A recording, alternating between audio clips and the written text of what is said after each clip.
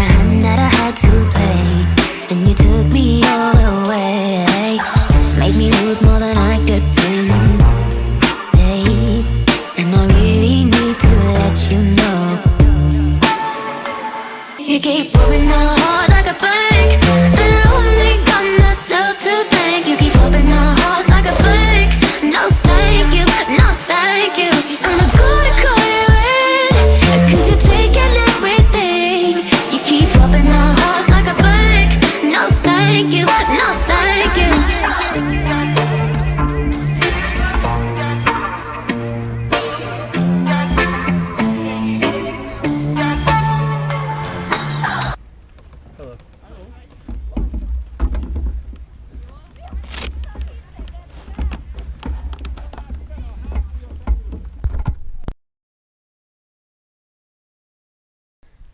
One of the less intelligent parts of my brain decided today that it'd be a good idea to walk up this ski slope, which is at the moment during the summer here not covered in snow. And it was, again, not a smart decision, but I think at the end of this there will be a beautiful photograph to be taken. Today I'm leaving the Bavarian Alps. I can't honestly tell you why I'm doing that. I mean, look at this. Look at that. It's unbelievable. Unbelievable. But I have things to do, people to see, so I'm out of here. Bones fall and rising like a million times. I'm digging it. You know, Prague has been pretty rad so far. I'm enjoying myself. I'm gonna keep exploring.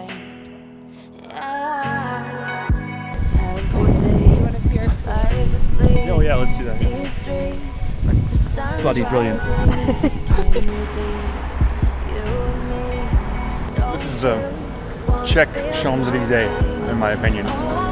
Pretty cool place. Overpriced as shit though, around here. And, some Czech square. I'm not really sure which one, but they have these things called Tridelník or something. They're really just street food meant to suit foreign tastes. They have nothing to do with Czechia. Not Czech at all. Kind of frustrating that it's hard to find traditional and authentic Czech things in the middle of Prague, but that's the way it goes sometimes.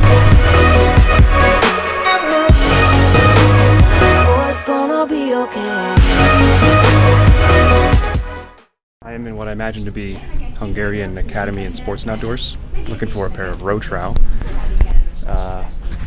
because I'm going to go rowing on the Danube.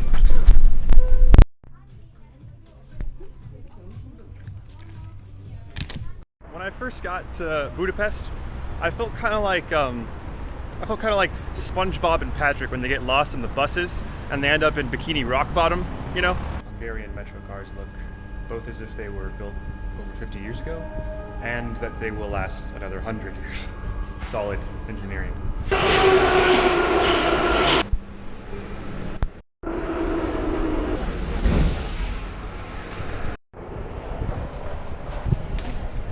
I'm on my way to the Danube River. I got my row trow. I've got my good intentions and my manners. That's the boathouse I want to get to.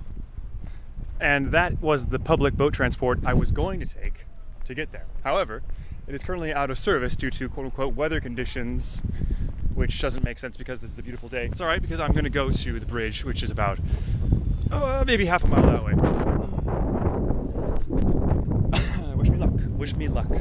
The route which I have chosen in order to reach that bridge has led me into a veritable mystical forest, which I am now to somehow navigate, and I can't say I'm mad about it.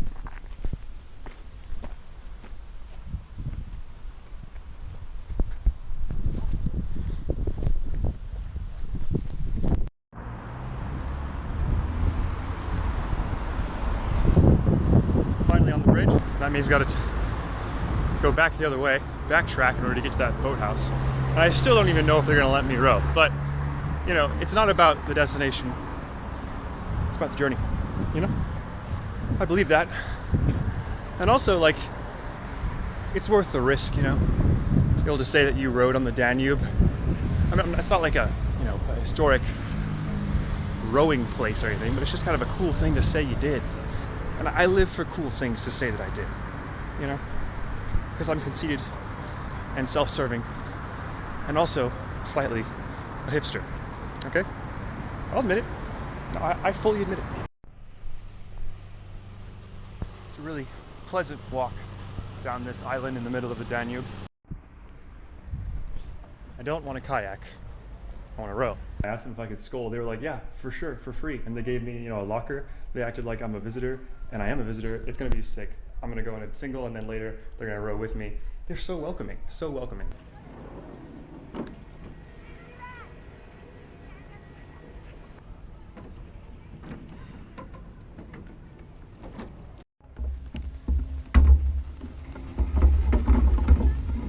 Alright, so I'm here. You're staring right at my crotch. You're welcome. I managed to secure my GoPro to the rigging of this boat with my shoelaces. So that's cool. And then, yeah, I'm just gonna try to enjoy this. It's really cool to get back in a boat again, and it's so cool that those guys are willing to let me row their boat for free. And I go up there to their coach and he's in his office and I'm like, hey, you speak English? He's like, no. And he's like, hold on a second. And he gets his son, and his son comes around, and his son is translating for me, and they're like, you want to row? And I'm like, yeah. And they're like, for how long? And I was like, today, a few hours. And they're like, but how, you want to row here for a few months? And I was like, no, I'm just visiting. And they're like, what? And I was like, oh, okay, hold on. And I pull up a picture of me in a boat with my old boatmates on my phone. And I was like, I'm a rower. And they're like, oh. And I was like, I'm visiting. And they're like, oh. And then they were so thrilled to have me, It was really cool, and yeah, it's just kind of surreal. I'm here rowing right now. It's like you just kind of have to go out and ask the universe for things, and if you do it right, they'll just give it. It's just given to you. I don't know. That's how I'm feeling right now. Just go out and ask the universe for the things you want. Pretty crazy. There's a book called The River Runs Through It.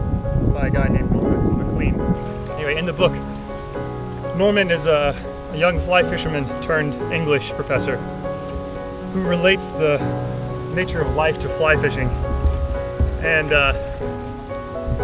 he recounts something his dad told to him. Oh, by the way, this is a semi-autobiographical account. Something his dad said to him. His dad was a Calvinist, or very Protestant. His dad believed that by their very nature, humans are a goddamn mess. And that only by adopting God's rhythms can he return to greatness. And that's sort of the justification for why fly fishing was seen to be such an important and analogous part to living a good life.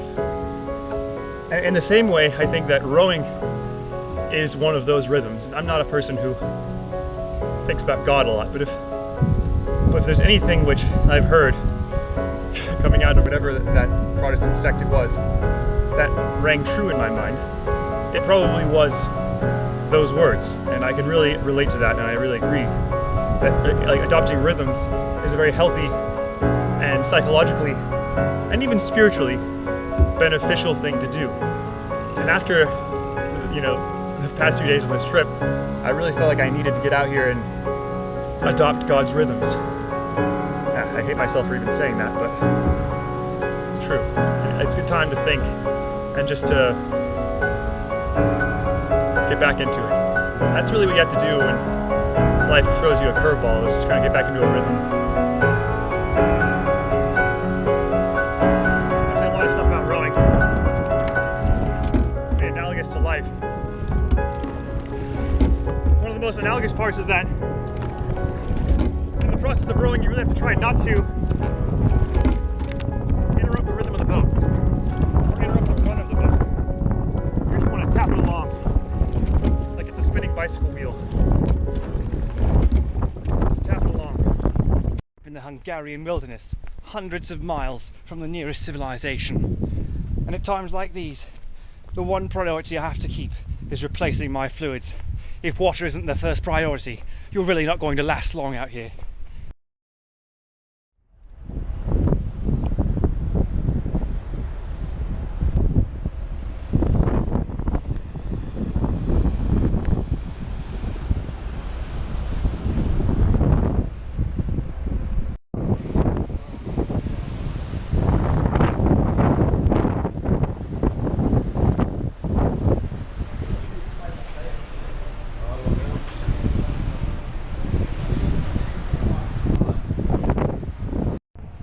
Well, I've done it.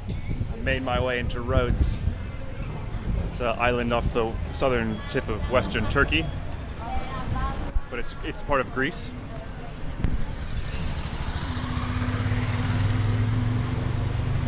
Wasn't actually originally part of the plan, but I'm really glad I did. It's amazing here. So, yeah. Because I'm me, I'm always looking for kind of less walked paths, and Rhodos is not short of them at all. I just want to take you through this so that you can see what I mean.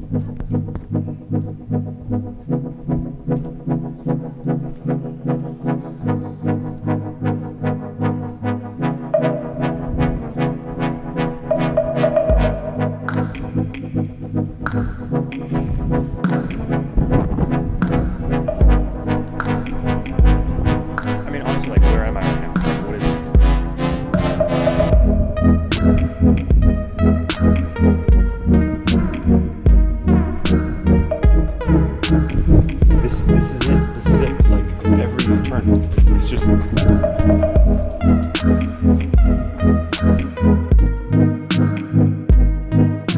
This must be reconstructed.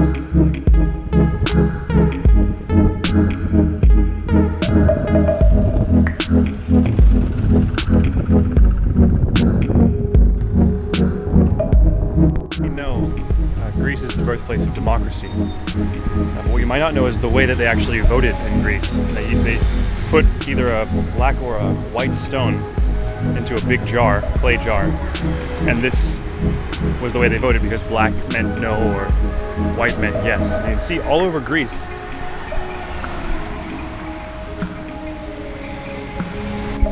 this sort of tiling, this sort of cobbling of the streets with black and white stones. Coincidence? Maybe. Maybe. It's my last morning in Rhodos.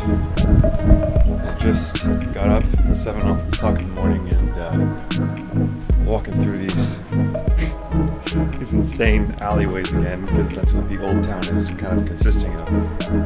This place just never ceases to amaze me. I don't understand how it exists. I'm almost certain it's mostly a reconstruction, but that could be wrong. So I'm going to take a ferry to Marmaris, which is the southern part of western Turkey, and take a bus up to Istanbul to get my flight home.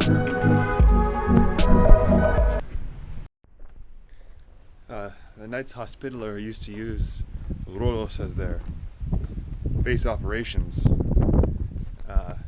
That's why it's so heavily fortified, because they built up this place. I mean, they have this place called the Palace of the Grand Master here. They mean the Palace of the Grand Master of the Knights Hospitaller.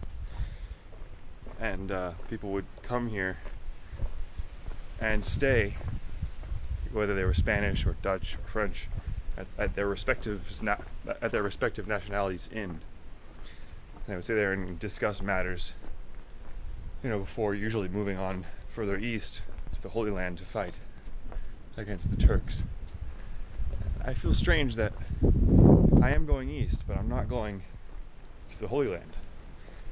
I almost feel like this is fate. I should go on a crusade.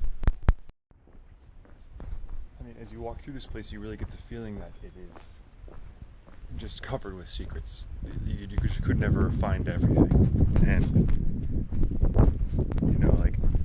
especially in the night, it's a different kind of place. I mean, it's scary. It's not scary, but it's spooky. And you just start walking through this maze, and you'll just hear some music, maybe like real deep electronic house or something, and then you just follow the sound until you go deeper and deeper into the maze, and then you find some weird off the beaten path nightclub that's packed with people who are just getting savage, and it's like this is the place that people come.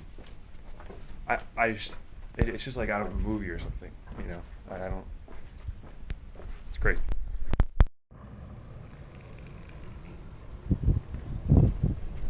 There are mini cats here, and they are very cute. This is a picture of Ilvan on the right and Asan on the left. There are two people in Marmaris I met who found it in their hearts to look after me and give me something to eat when I had no access to Turkish money. Really cool. And here are some more pictures of the fortifications in Rhodos, which just absolutely stunning, magnificent pieces of engineering. And this is a jeweler's workshop I found inside of the old town in Rhodes. You know, the rest of this slideshow is just going to be some pictures I took while I was in Germany and Czechia and Prague and Greece. And I think that one thing I learned from this journey is that good people are really just everywhere. And you just have to go out there and look for them a little bit. And it really helps if you speak a little bit of their language. I think I was very fortunate and advantaged in this particular area because I speak a little bit of German, I speak a little bit of French. So I met a lot of people and it was very easy to make friends. And it was really exciting for me to be able to test my ability to survive in the world, and I had a really amazing time.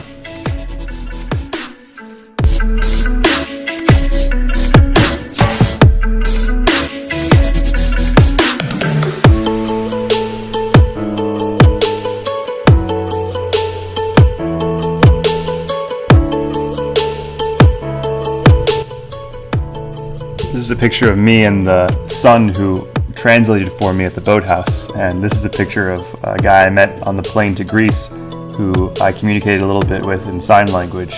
He was on his way to the World Deaf Conference in Crete, which was really exciting. And I also, while I was on the ferry, I met this girl named Elena who lives in Kos, and I played rummy with her grandmother. There's a picture of her grandmother's hands. And Helena was a real hoot, real fun experience to hang out with her on the boat. Helena, if you're watching this, shout out to you. Thanks for showing me how to find the right light for these photographs, so to speak.